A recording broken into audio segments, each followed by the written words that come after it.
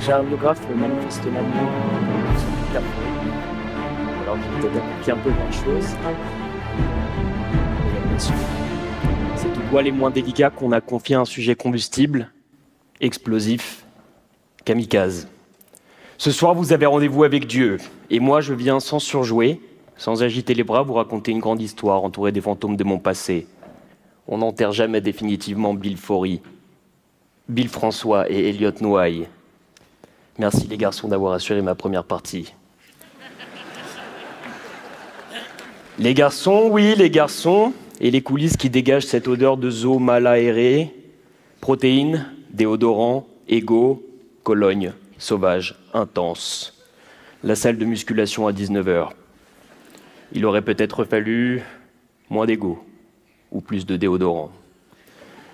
Messieurs, dames, quelqu'un a-t-il déjà ri de vous? Un rival qui mâchouille votre prénom dans sa bouche avec les lèvres humides et le sourire gluant d'Amélie Oudéa Castéra?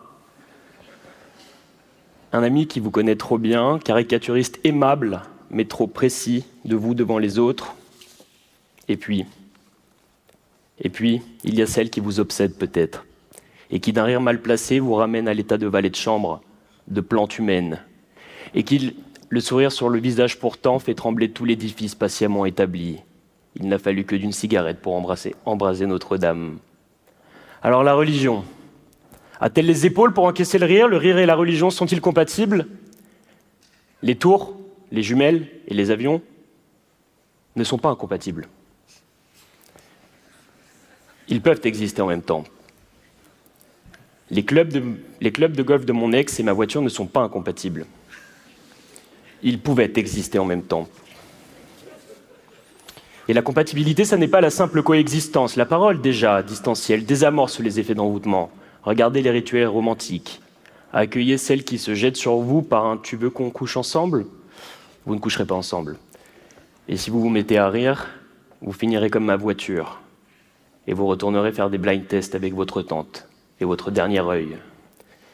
Le désir est un cérémonial, plein de solennité, le rire enraye, désacralise, il balaye tout sur son passage.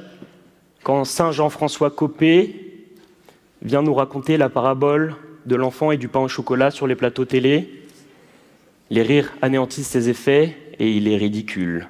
Pourtant, personne n'aime se faire voler son pain au chocolat. Mais mes amis, votre rire est violent. Vous commencez par ce bruit socialement admis, mais physiologiquement odieux. Vous chauffez, vous surchauffez, vous rougissez, vous convulsez, vous transpirez jusqu'à pleurer, parfois, et vous choisissez souvent entre une bonne tranche de rire et un ami. Comment le rire et le sacré pourraient se concilier? Le sacré exige la vénération, de la gravité, de la distance. Le rire, lui, se joue des distances, renverse les hiérarchies. Le rire est un questionnement, parfois profond, questionnement devant l'état des choses, devant le sédiment des dogmes et l'aplomb de la liturgie. Pourquoi tu ris? Qu'est-ce qui vous fait rire? Tu trouves ça drôle? Autant de sommations qui mènent au châtiment.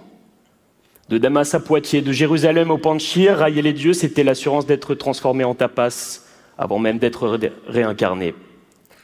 Mais au rire naturel succède le rire nerveux, et il n'y aura jamais que le taser ou le 22 long rifle pour entraver le rieur dans l'exercice de ses droits.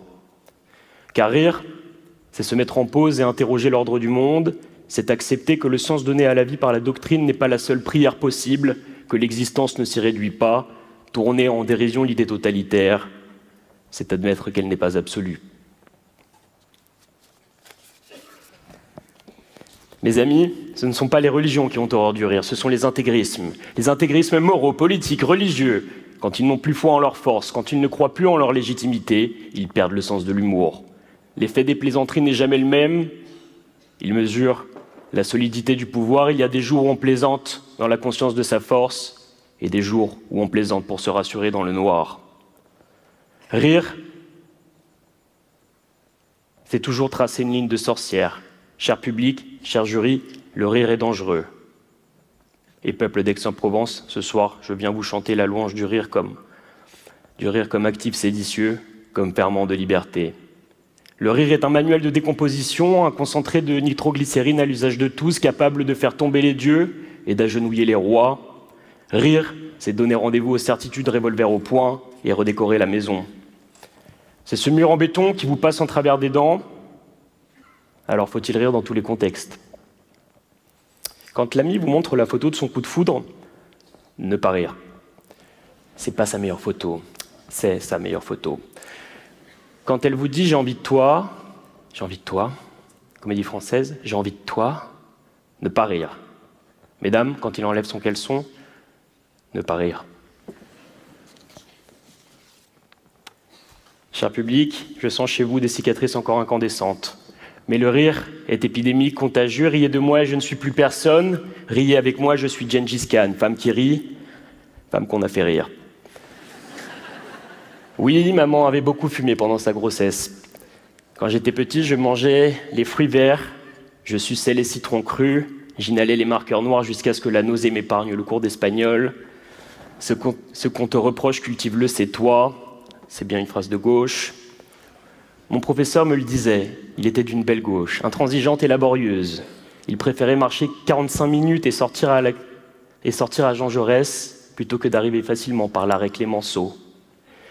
Il avait compris que non seulement les religions n'ont pas horreur du rire, mais que Dieu a peut-être le sens de l'humour, car s'il est à l'origine du monde, et quel que soit votre Dieu, que ce soit le Tout-Puissant, l'Indicible, Allah ou Hugo Clément, ce Dieu a assurément le sens de l'humour.